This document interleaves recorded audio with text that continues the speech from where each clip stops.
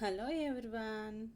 యాక్చువల్గా అయితే నేను చికెన్ ఫ్రైడ్ రైస్ చాలాసార్లు తిన్నాను. బట్ మా ఫ్రెండ్ వాళ్ళ ఇంట్లో తిన్నాక నాకైతే నేను చేసుకొని తిన్నప్పుడు నార్మల్గానే అని అనిపించింది, కానీ తను చేస్తే మాత్రం నాకు పక్కా స్ట్రీట్లో పెద్ద పెద్ద రెస్టారెంట్స్లో అమ్ముతారు చూసారా, అలానే అనిపించింది.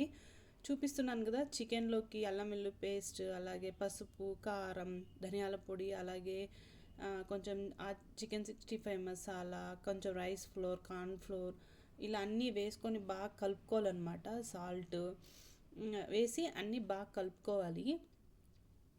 చాలా అంటే చాలా బాగా అనిపించింది నాకైతే. డిఫరెంట్గా అనిపించింది. ఫస్ట్ ఆఫ్ ఆల్ చాలా క్రంచీగా రోడ్ సైడ్ చేస్తాం కదా, అచ్చం అలాగే అనిపించింది. కొద్దిగా ఆయిల్ వేసుకొని ఇంకా బాగా కలిపేసుకోండి.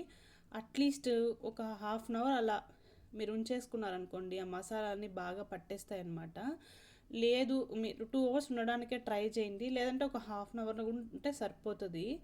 ఇంకా చిన్న చిన్నగా వేసేసుకొని చూస్తున్నారు కదా, ఇలా ఒక ప్యాన్లో కొద్దిగా ఆయిల్ వేసుకొని అంతా వేసేసుకొని ఇలా వేయించి పెట్టేసుకోండి. నెక్స్ట్ ఫ్రైడ్ రైస్కి ఇంగ్రీడియంట్స్ అని చూపిస్తున్నానండి. చాలా సింపుల్ అండ్ ఈజీ ప్రాసెస్. నేనైతే ఐరన్ కడాయి తీసుకున్నాను. మీకు ఏది అవైలబుల్లో ఉంటే అది చేసుకోండి. దీనివల్లనేమో కొంచెం టేస్ట్ డిఫరెంట్గా అనిపించింది తను చేస్తే. తనైతే ఐరన్ కడాయి తీసుకుంది. ఇంకా సన్నగా తరిగిన క్యాబేజీ, క్యారెట్, అలాగే బీన్స్ వేసుకొని కాసేపు వేయించేసుకుందనమాట. ఆ తర్వాత చాలా సీరియస్గా చెప్తున్నాను, సింపుల్ అండ్ ఈజీ ప్రాసెస్ అనమాట. ఇంకా 3 ఎగ్స్ని అలా బీట్ చేసుకొని వేసేసుకుంది. చూస్తున్నారు కదా, సింపుల్ అనిపించింది నాకైతే. నేను అనుకున్నాను ఎలారా చేస్తారు వీళ్ళు, ఇంత పర్ఫెక్ట్గా వచ్చింది బయట వీళ్ళకి, నేను చేసినప్పుడు రాదే అనిపించింది. ఈ ట్రిప్స్ చాలా యూస్ఫుల్ అవుతాయి మీకు. ఈ టిప్స్ అయితే ఒకసారి చూడండి. మనము చికెన్లోకి బియ్యపిండి వెయ్యము, బియ్యపిండి వేసి చేస్తారంట. సో తనకు కనుక్కుందంట ఒకసారి, అందుకే చాలా బాగుంది కదా.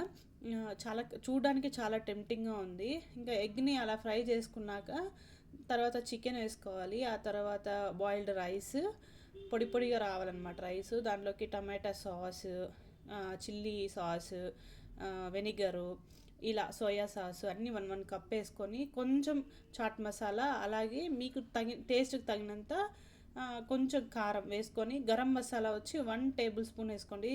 వీలైతే హాఫ్ వేసుకొని చాలు. ఇంకా chaat masala, white pepper, salt, ఇంక అన్నీ వేసేసుకొని ఇంక కలిపేసుకోవడమే.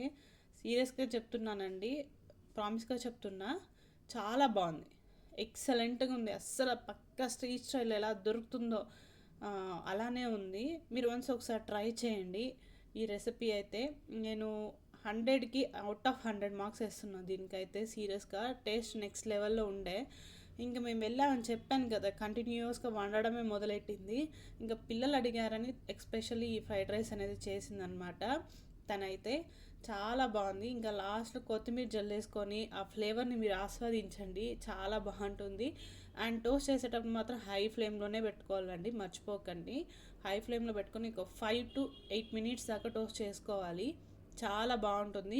ఒకసారి టేస్ట్ చూసి మీకు ఉప్పు కారం సెట్ అయిందో లేదో చూసుకొని, తక్కువ అయితే మామూలు సాల్ట్ ఉప్పునే అడ్జస్ట్ చేసుకోండి. చాలా బాగుంటుందండి, సీరియస్గా చెప్తున్నాను, మళ్ళీ మళ్ళీ చెప్తున్నా. ఎవరైనా నా ఛానల్ కొత్తగా చూసినట్లయితే please subscribe my channel and support my channel. Thank you for watching. Bye bye guys, bye.